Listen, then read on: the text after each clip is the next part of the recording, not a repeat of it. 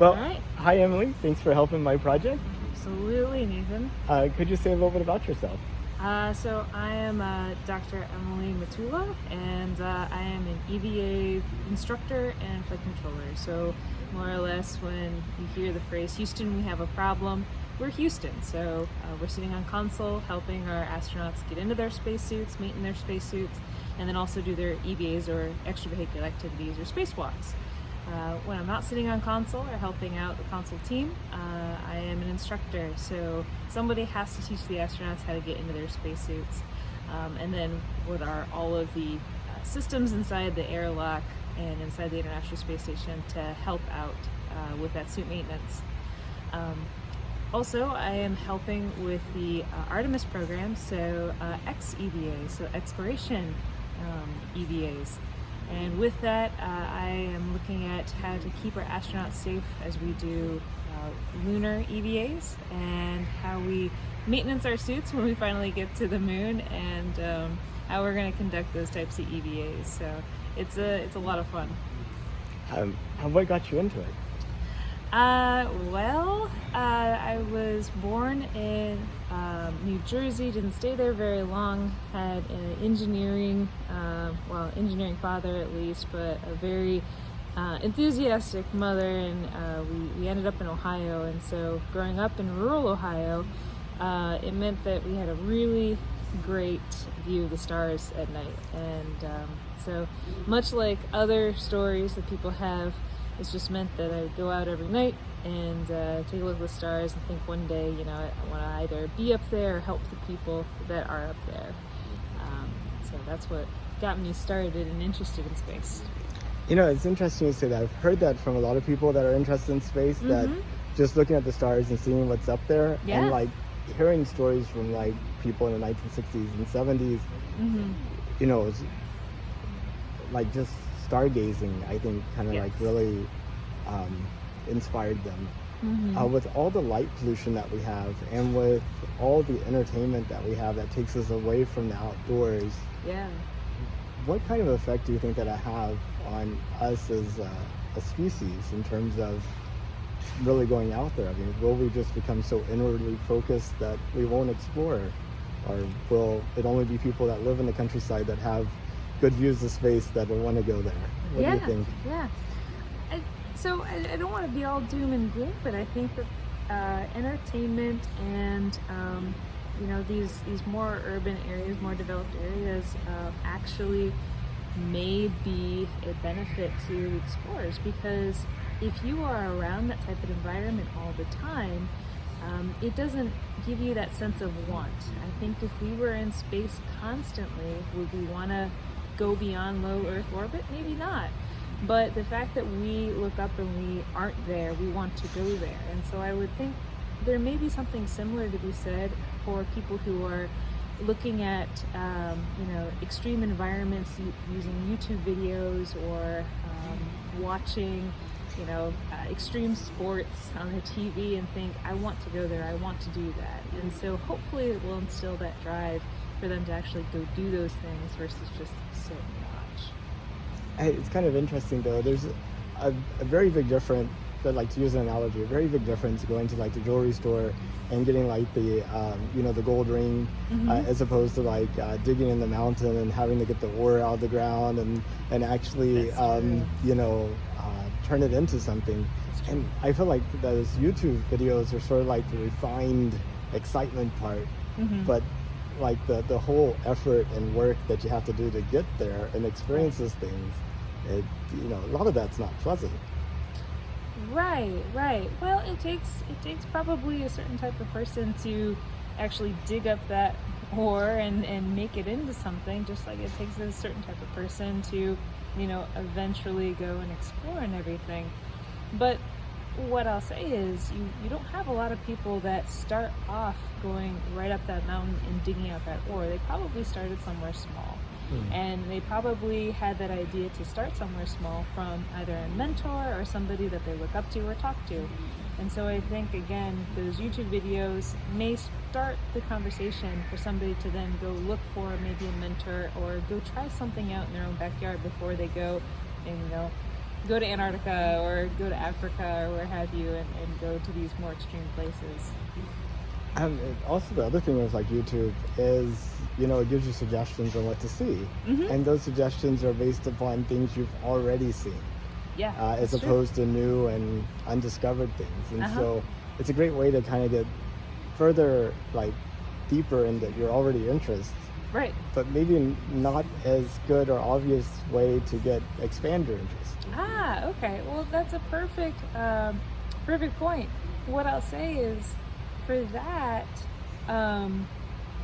we can't just rely on YouTube then. And so we have to look to other people to help provide those outside influences. So, I talked about my parents being a great outside influence. I had science teachers as I went through that were also great outside influences.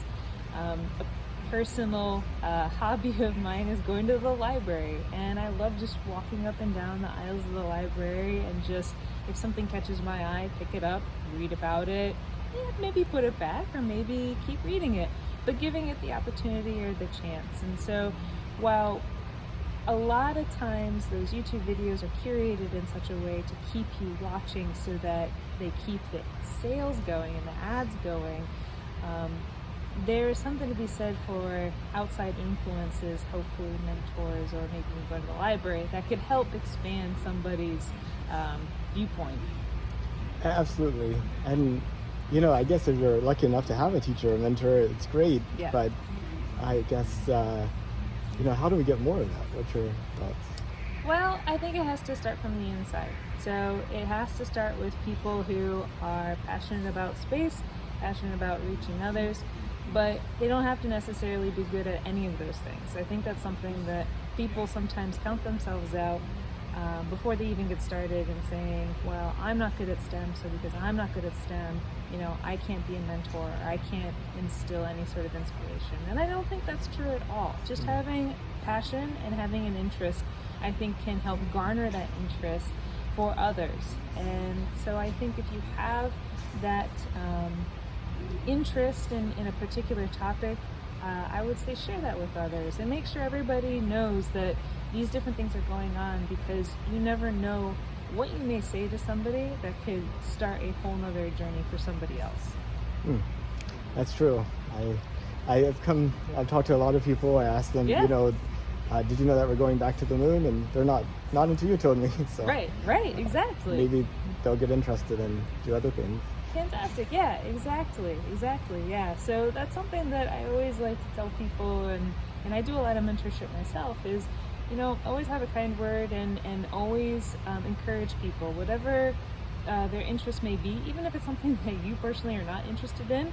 Do your best to try and either find somebody or find a topic that relates to whatever that person is interested in, because the last thing you want to do is discount somebody or basically count them out before they've even gotten started. Yeah. And I run into a lot of people like, I'm not good at math, but I actually talking to them, they're actually have a lot of good math-like skills. Yes. I almost feel like they just need to call it something different, like make up a random name for this thing that we call math, and then all their problems will be solved, because of some trauma they had earlier on. Yeah. Well, I think it's also math application. So I'll be the first and last and everything in between to say that I'm not good at math. I just am not, and I know it.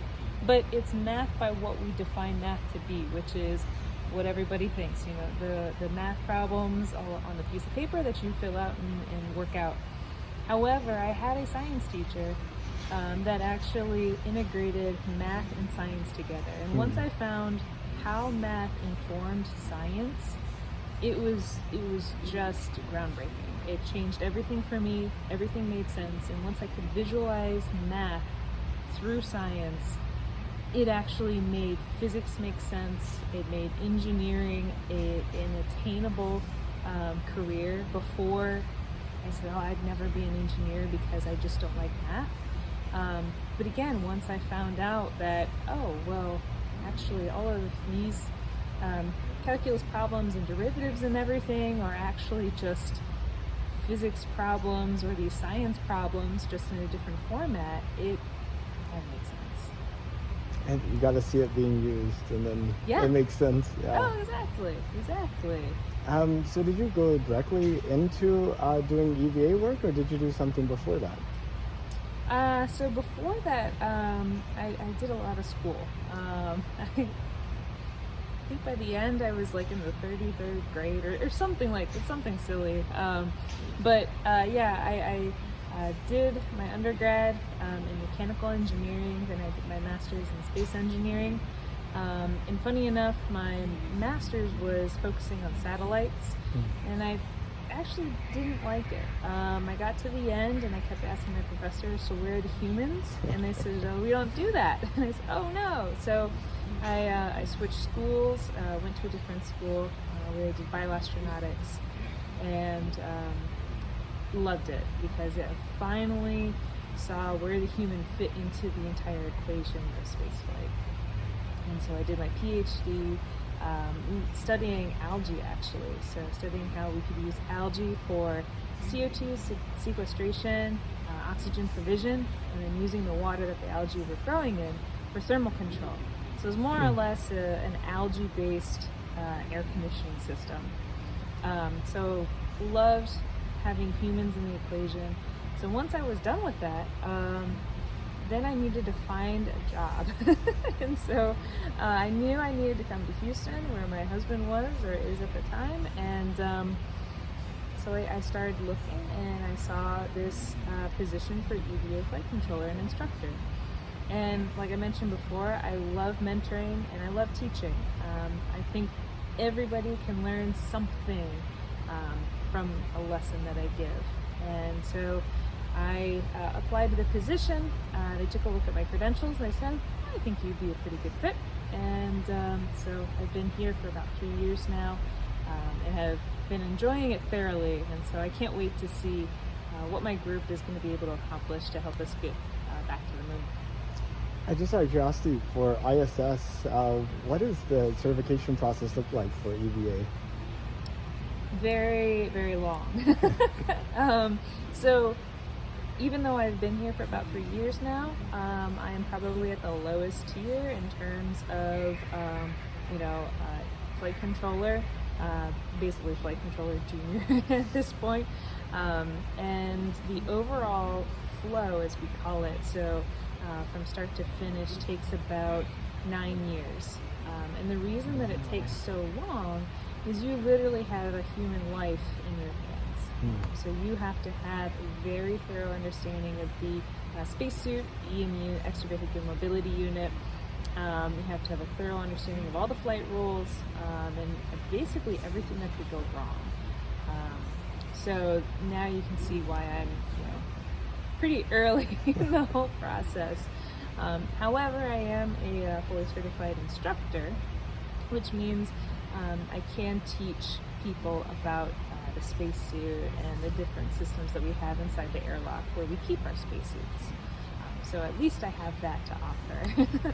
Do you get to try on the spacesuit? It's nothing like actually being in it. Yeah. No, actually, I've been in the spacesuit a couple of times. I've had 2 NBL runs, so 2 runs in the neutral buoyancy laboratory. That's that 40-foot deep pool that has a 1-to-1 replica of the ISS submerged in it. So I've been able to do that. I've had a couple of fit checks in the new spacesuits. So the X-EMU, so the new exploration EMU. I think that's about it. But yeah, I've done a couple of different fit checks in those. That's really exciting. I actually went on a tour of the NBL yesterday. Oh yeah? And I got to go all around, saw where they're like, creating the moon scene with the gravel and the rocks and the lighting. So exciting. We're going to be doing those tests coming up here, I think it's September time frame.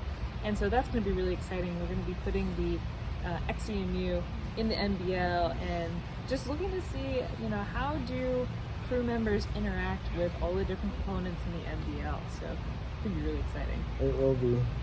Oh, well, when did you find out we're going to the moon again? Probably in 2019 when we first made that announcement. It was a pretty big deal in my organization because were pretty integral in that process. And so we actually had a group leader that had a little countdown clock and, ticking away the days, essentially. So Boots on the Moon 2024 was the saying that we all said. I liked it. And, you even had Space Force, the Netflix. Maybe Right. that's like his big tagline too. Boots on the Moon. Yeah, exactly. So Exactly. I was really excited to see that. It slipped out a little bit, a year. How does that, what was kind of your reaction to that? How do you feel about that? It's not surprising. However, it's something that I wish didn't happen, because unfortunately I think it's setting the precedence that a lot of the public has come to associate with NASA and a lot of these larger projects, which is, oh, we're just not going to make it, or oh, it's just going to slip, or there's just not enough budget, and so it's just not going to get done on time. But I think something that gets missed is how many different moving parts there are, and how much of a team effort this type of a project actually can be. And so you almost need this constant focus, otherwise you are going to have these slips and these distractions and everything.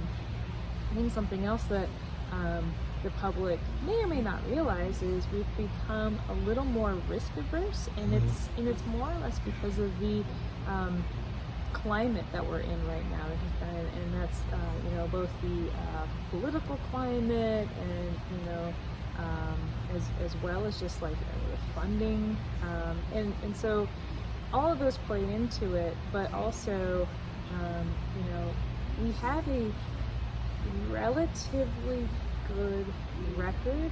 Now, granted, we have had a couple of fatalities over the course of the entire space program, but for what we do, we are as careful as we possibly can be. And I think when we do have those slip-ups, we definitely learn from our we have lessons learned. But I guess what that's all to say is, yes, we slipped out. It was very disappointing, and it's something that I hope we don't slip out much further. However, if it means that commercial entities will be able to benefit from it by building new vehicles, by building new spacesuits that can actually increase the ability for more of the population to go to space, okay, then maybe we can slip out a couple years here and there. And it's exciting. I think in NASA's previous plans, really didn't go much more than beyond PowerPoint and the plans themselves. But right. Now we have a rocket that's rolling out to the launch pad and should launch in August maybe. Yeah. Within a month. Yeah. I am really excited for that one. I was actually an intern that helped with the construction of the core stage of really? SLS. Yeah. Okay. Yeah. So, the Space Launch System, I was an intern at Boeing, at Michoud at the time, and I came up with some of the drilling procedures of how to put holes in the core stage in order to push the pieces together to then do the friction stir welding. And so the joke I like to say is, I've put holes in that rocket. So hopefully they welded them shut, but yeah, I put holes in the rocket. Well, that's exciting. So Yeah. the core stage that's actually on the launch pad is the one that you helped with. So this will be your work. Yeah. So I've been waiting to finally get to go down and watch it launch. Wow.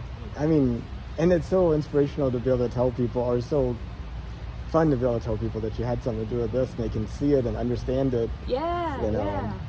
Even if it's under, layers and layers of foam, I know that it's in there. Right. Yeah. So when you look out at the future of humanity, say 200 years from now, where do you see us going? How far do you think we could have gotten? That's a fantastic question. So I think we're going to have presence on a couple of different planetary surfaces. I think we're still going to have some amount of presence here.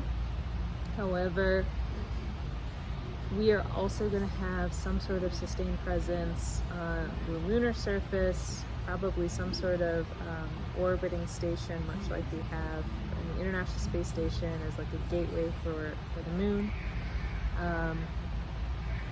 I hope we've gotten to Mars by then. If we haven't gotten to Mars by then, well, it's a good thing that I'll probably be gone in 200 years, so I won't be disappointed. But I hope we go.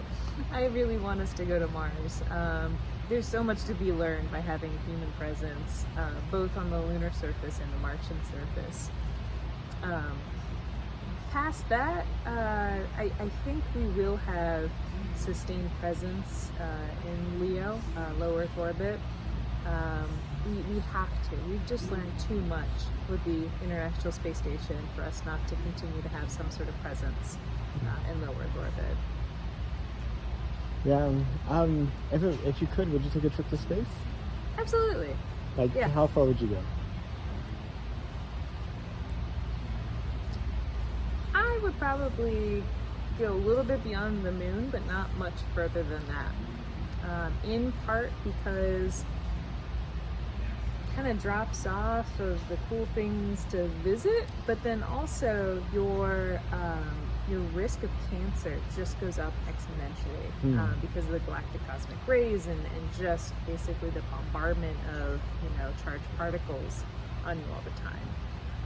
There was a professor that I had back in my grad school days that basically was like, if you don't have cancer by the time you go to Mars, you definitely will have it by the time you get back. Wow. And he was being very blunt, kind of hyperbolic, but yeah, it is very scary how much radiation there is out there, and unfortunately we just don't have the launch capabilities to protect our astronauts sufficiently to go all the way out there and come back safely.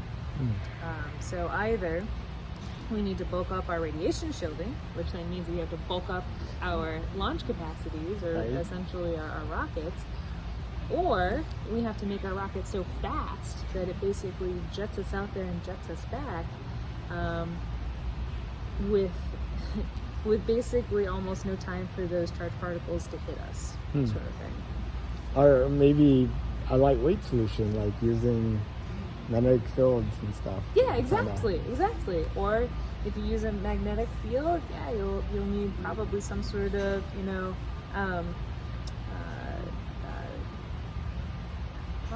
what is I keep thinking of RTG, but basically it's more or less like a nuclear reactor inside of your rocket in order to produce enough energy to produce that magnetic field, which for some reason a lot of people don't like, but may be a viable solution. So, and you're actually bringing along one of the problems you're trying to guard against. Exactly. So it's kind of yeah. It's not true. So if you were in free fall, like in low Earth orbit or on the way to the moon and back, is there anything in particular that you'd want to do while you were experiencing weightlessness? That is also a very, very good question. There would probably be a couple of experiments that I would want to do with capillary action and surface tension. I'm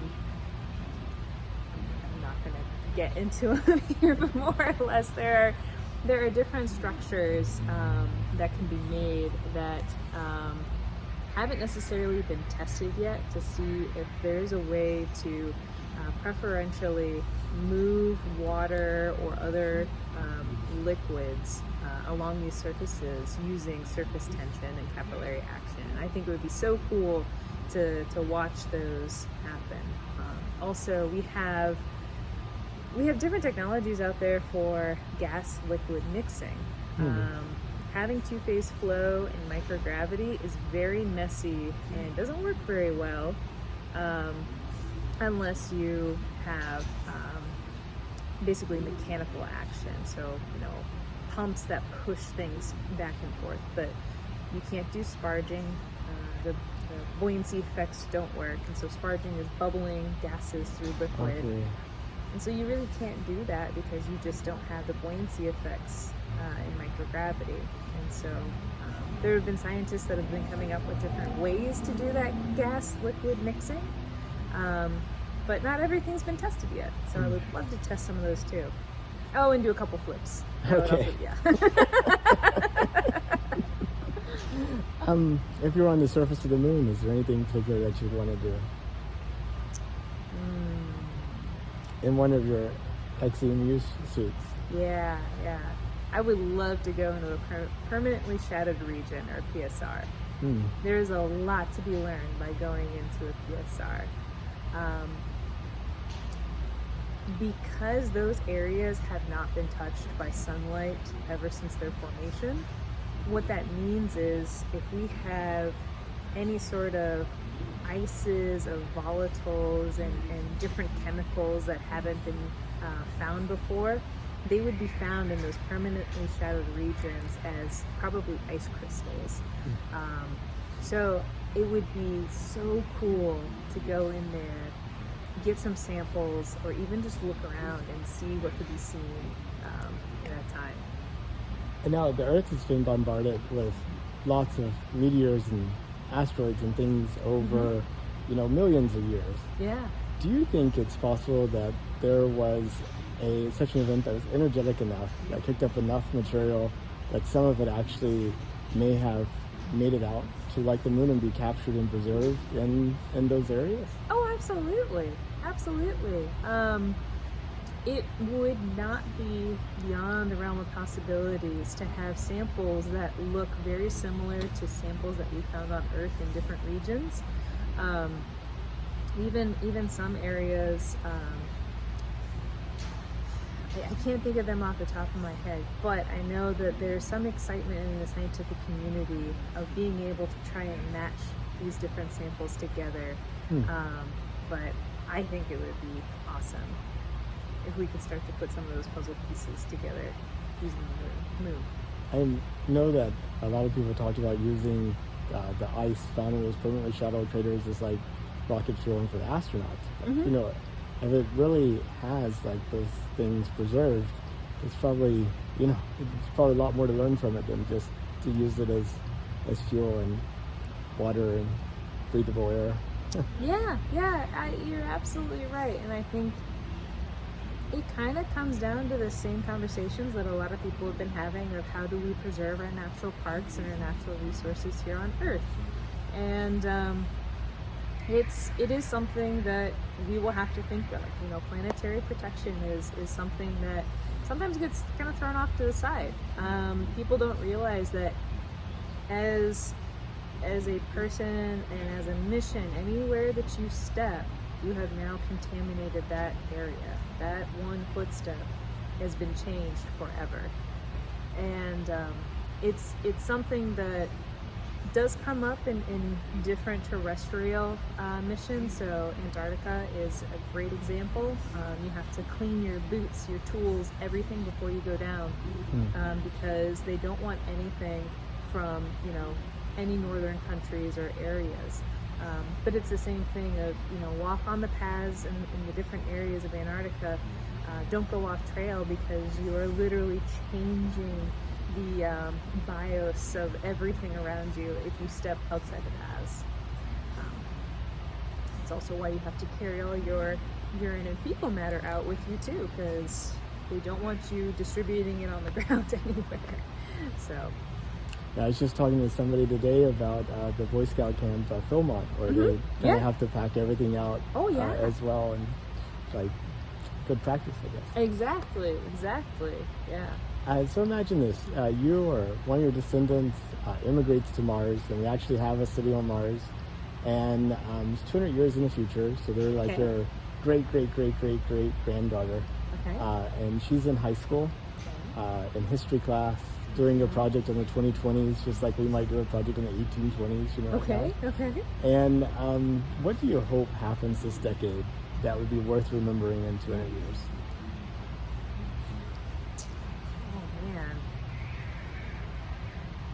Well, probably the Miss America answer would be world peace and to world hunger, that kind of thing. But in all honesty,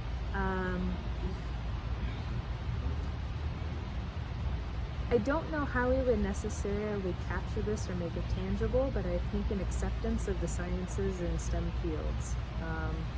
And when I say acceptance, it's almost, people recognize the importance, and when I say recognize the importance, it includes funding and public attention, and another push or drive to get more people, maybe not necessarily into the STEM fields, because nobody should be forced into a topic or focus that they don't want to be a part of. However, I think there's something to be said for everybody being aware of the importance of STEM and how they can contribute, even if it just isn't 100% their focus.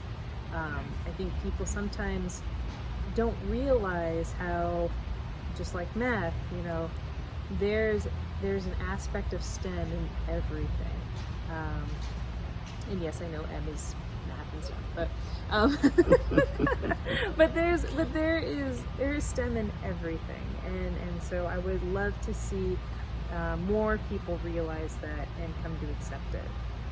Yeah, and I go to parties, and we talk about politics and about which stocks are going to go up and go down, and movies we like, and I keep thinking this is all this brain power that's sort of wasted on these things that won't get us any place. Right. How do we make like discovery and exploration sort of like an amusement type thing that people actually engage in for fun? Yeah. Well, unfortunately, you almost have to gamify everything. I've seen it even in my own personal life. I don't want to do things unless there's a competition or there's a game, and I think a lot of people are kind of the same way. And we were doing that a little bit in the 1800s and early 1900s when we had these great explorers going and exploring the Arctic Circle, or the islands of the Pacific and everything. But at least for the most part on Earth, everything's been discovered. And so I think a lot of people have kind of died down on that feeling of exploration. But really all it is now is kind of space, or trying to explore new areas within the lab. So how we can get the greater public interested, I think it probably starts with the youth to some extent, because who hasn't realized how easy it is to get a kid excited about a caterpillar on a leaf? I mean, we've all been there. But I think how quickly their interest or their focus can move from that caterpillar on the leaf to something else, and that particular thing isn't interesting anymore. But it goes back to what I originally pointed out, which is if somebody is interested in something, figure out where you can to help foster. And so while there may or may not be hope for us, adults, I think there's definitely hope for the youth and the children. I really appreciate your time. I see this as a time capsule for future generations to look back on and make sense of this, what I think is going to be a pivotal decade. Yeah. Is there anything that you wanted to talk about that we didn't get a chance to?